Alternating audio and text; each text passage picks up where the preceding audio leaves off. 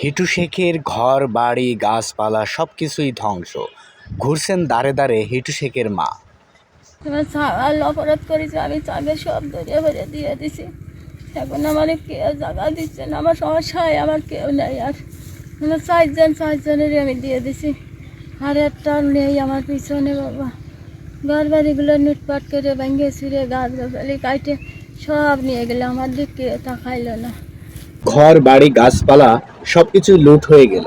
ওরা 4 জন ছিল, ওদেরকে তুলে দিলাম আইনের হাতে। এখন আমাকে খোঁজ নেওয়ার মতো কেউ নাই। এখন আমি বড়ই একা।